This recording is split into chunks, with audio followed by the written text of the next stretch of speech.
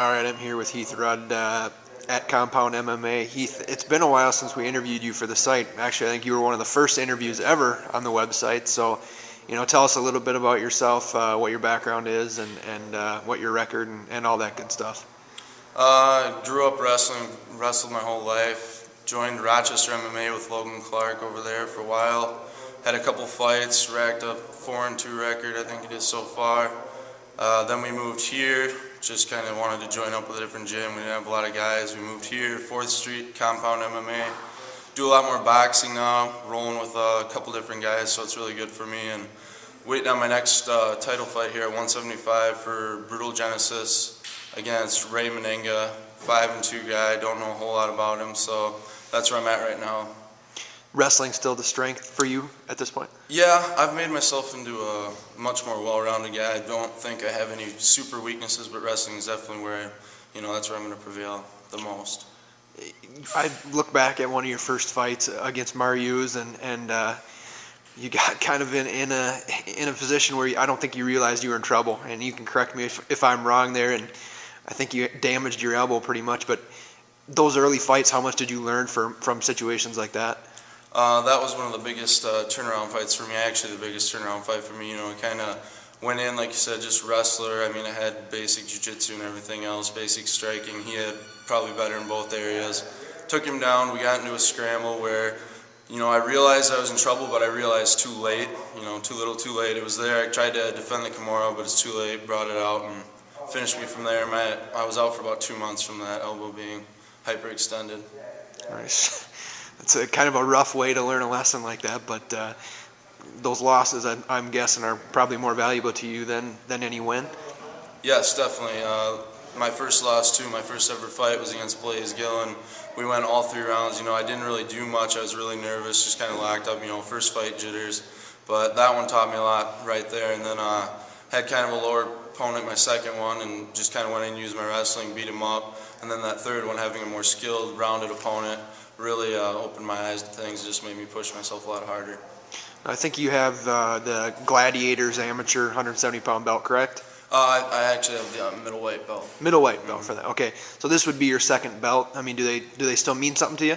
Yeah, they do. They're kind of a title, just to say you're the champion. But my goals are set a little bit higher, so it's good for amateur, but working up to pro level. So it's just the title, I guess. When do you anticipate turning pro? I mean, obviously you're as good as a lot of the guys already at that weight. Yeah, we had planned it a while. It should have been around now, but kind of had some setbacks. Last show got canceled and a couple other things. So finally feeling good and everything. And after this fight, I think we're planning on probably making pro debut within the next month and a half or so.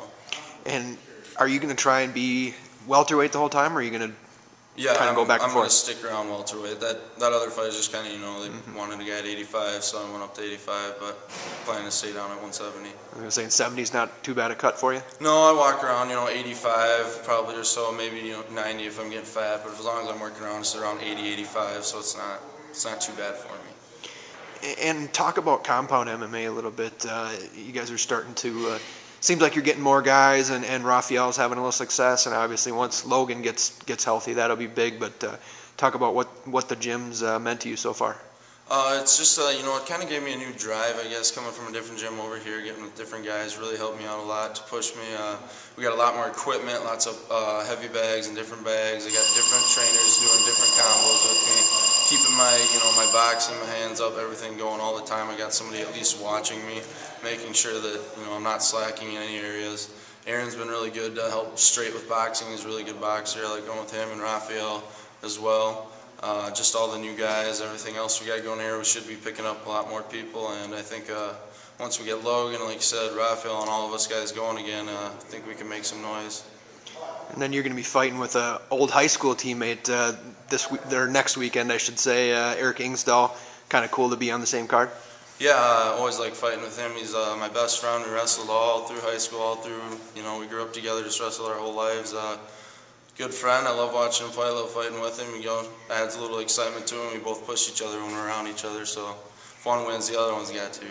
So I got to ask, what are two high school wrestlers doing scheduling a fight for the same weekend as section individual tournament? It was just kind of a thing where I got offered a fight a little bit earlier, but I wasn't feeling quite ready. I had a couple little ding injuries, so I waited, and then I realized it was the 25th, and I told my parents and stuff because my brother's wrestling in, and a couple of my cousins and good friends, but I just decided that was the best night. And hopefully won't be too many big matches on this, but I'll be there probably coaching on Saturday. So. All right, who do you need to thank? I got to think Logan Clark is obviously a big person for you that, kind of helped you early. Who do you need to thank? Logan's the main guy I need to thank. He's been with me, just coaching me through, all aspects of the game. And then Aaron has been working with me a ton, Raphael, and then Jared Cheney's been working with me on my ground game all the time. Got to thank all those guys and everybody else for all their support. All right, thanks, man.